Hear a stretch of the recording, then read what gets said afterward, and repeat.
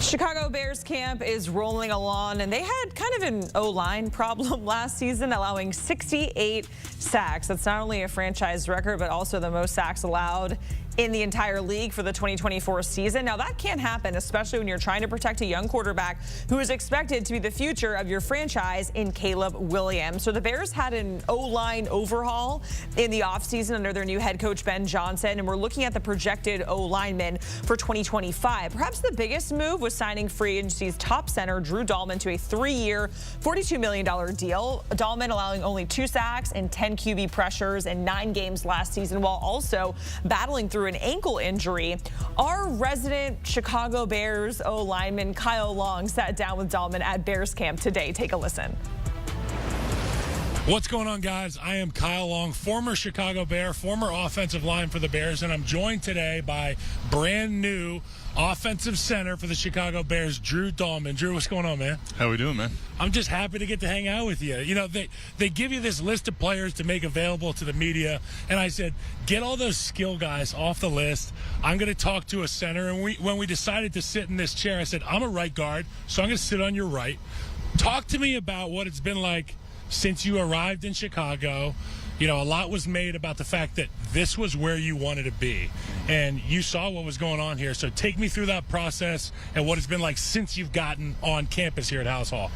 Yeah, I mean, it's been incredible. We were talking about it earlier, just the excitement from everybody in the building, outside the building, on the team, all that has been really infectious. And then just an awesome staff. Like the intensity that Ben brings and all the other coaches bring every day was super attractive. And then since I've been here, like, guys are incredible. Everybody's working hard. We're pushing in the right direction. All the things that you want to be a part of. And so that's made the process really seamless and also very fun. Now, I want to ask you about the offensive line, because that's what people always ask me about. What do you see with the Bears offensive line? Who should we sign in the offseason? This was an offseason where I said they did what they were supposed to do. They got the guys who they were supposed to get. Now, you've played with really talented guys in the past. You and I were walking over here. You were lauding tremendous teammates you've had like Chris Lindstrom, Jake Matthews. What about this group stands out to you from an individual level, but also how you guys are all kind of coming together as a unit? Yeah, definitely spoiled again. I mean, from top to bottom, we got guys like Joe Tooney who've done it all, had every accolade in the book, team success, individual success, all that. And then young players like Darnell who are awesome and incredible talents and working really hard. So I feel like all those guys, everybody kind of brings their own expertise that they've learned along the way that they've like really honed. And so I feel like when you get with a new batch of guys and you get to see all that, it's really cool to kind of try to absorb it and learn. And they're just good guys too, fun to hang around. So there's a rich history of centers here with the Chicago Bears. And when I think about the new head coach here and Ben Johnson, he had a guy by the name of Frank Ragnow there at center. And I got to watch Frank Ragnow work. And you want to talk about a man, bear, pig. Just a guy that was like, I don't care who the hell comes through that door. I'm going to beat the hell out of him. You are a guy that can do anything on the football field from an athletic standpoint. You're obviously a really bright guy, a Stanford Cardinal. I'm an Oregon Duck. We're a better academic institution. Absolutely. But you're a smart guy. You're smart enough to figure this thing out. How do you see yourself transitioning into the role that Ben Johnson wants for his center?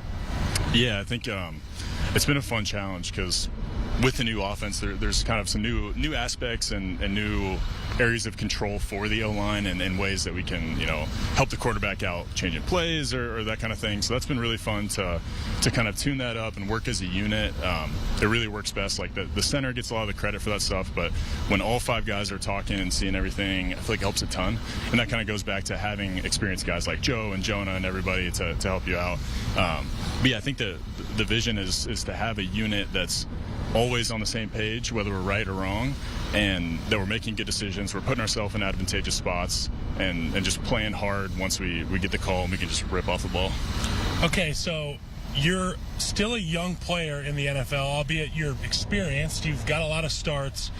As a center, you're immediately one of the leaders in the building, and the locker room's a special place. It's, quarterbacks, centers. Oftentimes you see the middle linebacker as a leader. How have you taken upon yourself to not just be a new guy, but be a guy that sets the tone for this new culture? Yeah, I think just me personally, my style has always been, I feel like I need to earn the respect of the guys before I try to tell anybody anything. so far it's been a lot of just proving that I'm going to do things the right way. I'm going to show up every day. I'm going to be consistent, and I'm going to work hard.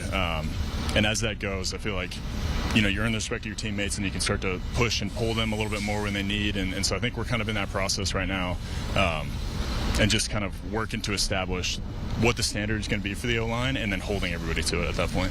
Okay, so you've had veterans put their hand between your legs. You've had left-handed rookies put their hand between their legs.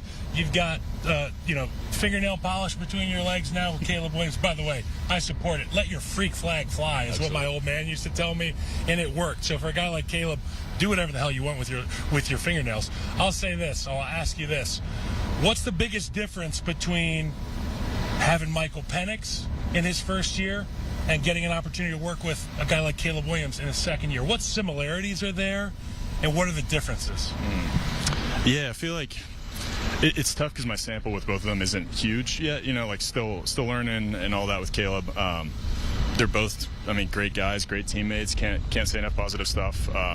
And we're working to get better and build all that cohesion. And both great guys and good football players. So it's been a pleasure to work with them both. So now from a schematic standpoint, again, I got to ask, because you guys are now spoiled with riches offensively. You've got 2 tight ends who can play. You've now got 3 receivers, in my opinion, who are real threats with Luther, DJ, and Rome.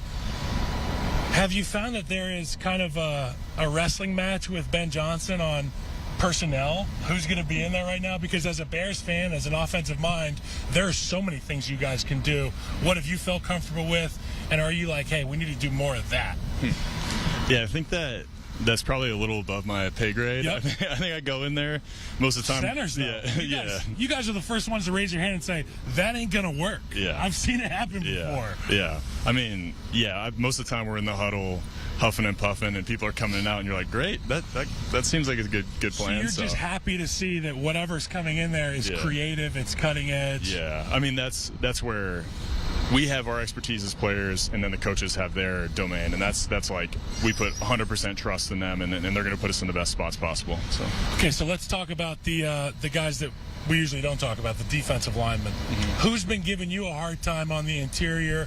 Which one of these guys that's new to the Bears is going to shock people in a great way this fall? Yeah, I got plenty of experience with Grady. Yes. So that's been awesome, and he's like, he's an incredible player, great teammate, great leader.